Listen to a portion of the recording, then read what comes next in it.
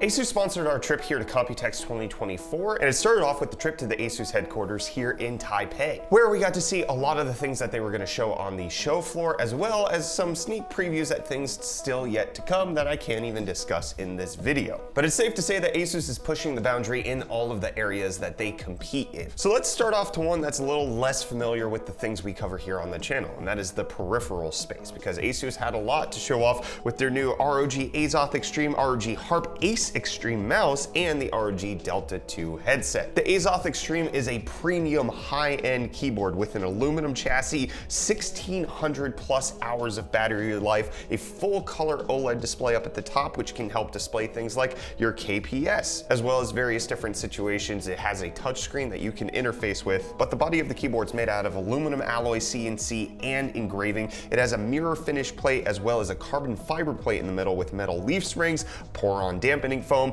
a switch pad, a removable silicone pad, and an adjustable gasket mount. One of the cool things that they showed off with the Azoth Extreme is that it can give you two different typing feels. There's a switch at the bottom of the keyboard that then changes it from hard or soft to get it set up to your preference. It also comes with magnetic feet stand so that you can adjust the keyboard to the angle that you want, but it's part of their Speed Nova wireless technology, which gives you things like 8,000 kilohertz polling rate, allowing you to have high performance direct connection to your PC, and you could operate it off of Bluetooth or even wired if you want, giving you 3 different modes of connectivity, and it's also Mac OS compatible. And then for the Harp Ace mouse, this is an incredible carbon fiber mouse that Asus has been developing. One of the things that they did not want to create is another holy mice that just allows you to get grime and gunk on the inside, so they created a 47-gram mouse that's made out of carbon fiber with an 8-stage molding process. And one of the things that they mention is because they're one of the first companies to use true carbon fiber, not necessarily just a carbon fiber composite, the way that they have to form the mice with vacuum molding means that every single mouse is going to have a different weave and a slightly different look to it, because carbon fiber gives you rigidity, also keeps it lightweight, and still highly performant. It also has 2 different types of skates. You have one that's PTFE for things like glass or ceramic, or if you're using a traditional mouse pad or textured surface, you have Corning Gorilla Glass in order to keep everything gliding smoothly. And again, this also comes with that 8 kilohertz polling rate. And Asus did mention that their polling rate booster, which supports this 8 kilohertz, could potentially be going on sale as its solo device. And then on the headset, they had the ROG Delta 2. This is actually kind of a neat implementation with up to 110 hours of battery life, a 10mm super wide mic, a Harman curve in the frequency response, 50mm titanium plated diaphragm, various different EQ profiles, 2.4 and Bluetooth audio support, but one of the cool things is the simultaneous dual flow audio, which allows you to have both 2.4 and Bluetooth inputted at the same time. So if you need to receive a phone call, you can have that going on at the same time that you're still just enjoying playing Stardew Valley, and they both have separate volume controls on the headset, allowing you to access both simultaneously with the ROG Delta 2. That was part of the main presentation that Asus gave us at their HQ, but they also showed off various different things that they have in the works. One of the coolest things that they didn't ask me to cover in this video was their Dolly project, which is just a neat implementation of e-ink, because Asus has been known to put little back screens and displays on their laptops, allowing you to just at least visually communicate to the rest of the world that you're a gamer. But now they have a new colored e-ink display that's in the testing phases that allows you to actually have something that looks more akin to a vinyl wrap and can be way more customizable and updatable in the software. I really loved checking this out. I think it's a neat implementation, and because it's e-ink, it's not going to be a huge drain on battery life to just keep that display up and going while you're using your laptop. But speaking more on the kind of testing prototype phases that Asus is going through, they showed off a collaboration with Asetek and Fabricate Labs for a new 3D printed copper cold plate that's going to be coming to liquid coolers in the near future. Instead of having the traditional skiving,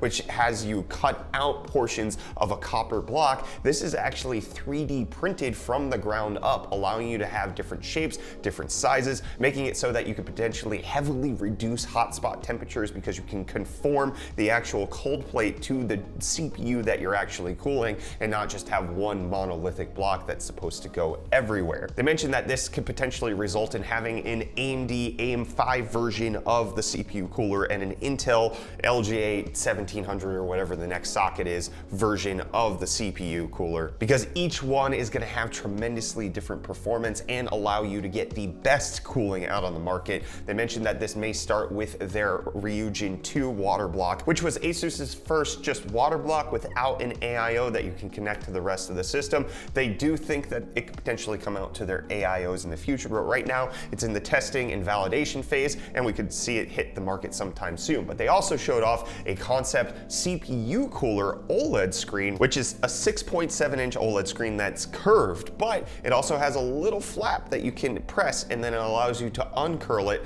and make it so that it's a flat display in your system. And Asus is saying that this is part of their BTF lineup because one of the things that it features is very short runs on the tubing, allowing you to hide those. But they did note with the demo version that they had out, it does still have quite a few cables attached to it. You can see that there's an HDMI, there's a cable for power, and one of the things that they asked us for feedback on, and so I'm tossing it off to you, the audience, when it comes to trying to simplify connectors, because BTF is all about trying to create a more cableless and seamless look, one of the things that Asus could go for here is creating a proprietary connector that allows them to get a more seamless cable run and not necessarily be beholden to other standards. But they did see the value in potentially opening it up to making it so that yes, you do support regular standards of things that are out there that make it more serviceable by the user, but that is going to come at a cost of being able to hide the cables or make them a little less apparent. So what would you think with this curved OLED screen? Would you want more cables but have that easy access, or do you want to go seamless, especially with the BTF,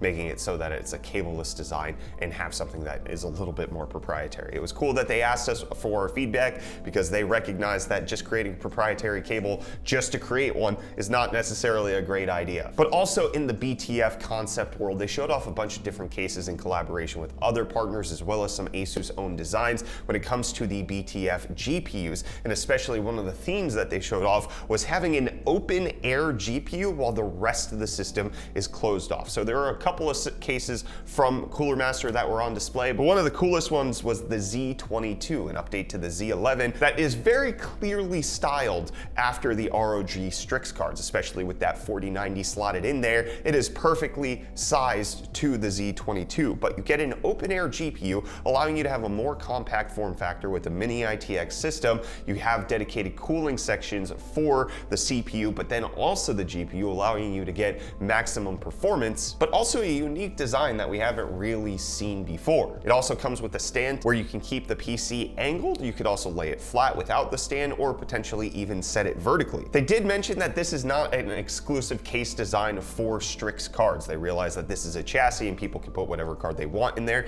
So it does support you actually using regular graphics cards. You can actually provide regular power to your GPU in case you want to. And they're currently workshopping whether or not there should be brackets or things that help you to size out if in case you use a smaller card than the 4090 Strix, having something that placeholds at the end of the Z22 to not make it look so necessarily void at the end of it. But they also showed a ProArt version of their BTF GPUs, and this is a more compact form factor in the same style of having that open air GPU chassis. I think this one looks incredible. It's much more compact. It's definitely smaller than the Z22 and looks like a very perfect travel friendly case that allows you to maximize GPU and CPU performance because you have dedicated cooling zones, but then also keep it in a very small form factor. Then they also had a concept with a very micro, like tiny RTX 4060. I love this case. It's in collaboration with a modder who makes and fabricates their own cases, and it's just a beautiful design. But staying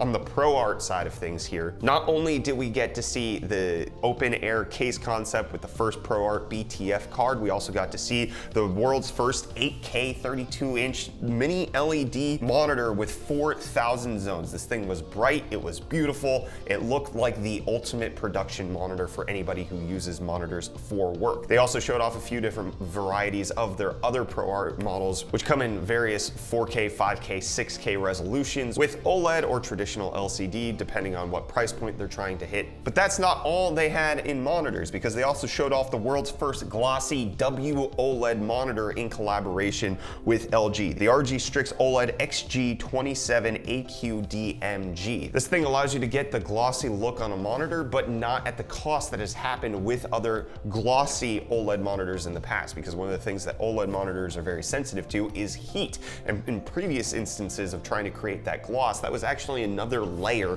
on top of the OLED panel, which could potentially trap heat a little bit more, but this one is actually baked in at the factory in collaboration with LG to make sure you have the glossy look, but then also it's not coming with extra layers. It's actually natively built into the panel, making it a better experience for the gamer. They also showed off their ROG Swift PG39 WCDM. This is a 3440 by 1440, 240 hertz curved gaming monitor with a very deep curve, but obviously high refresh rate, has that OLED for the tremendous contrast, but coming in at a 39-inch size, which is a step up from their previous 34-inch version and kind of just falls into that same lineup. And then to round it out on the power side of things, they did have the ROG Mjolnir UPS power bank that was on display there. This was kind of their April Fool's joke this year, but this is a very helpful power design for gamers. One of the things that they mentioned is that traditional UPS designers don't necessarily take into account high-end PCs or compute workloads when they're developing their UPSs, especially when it comes to things like Ripple or SAG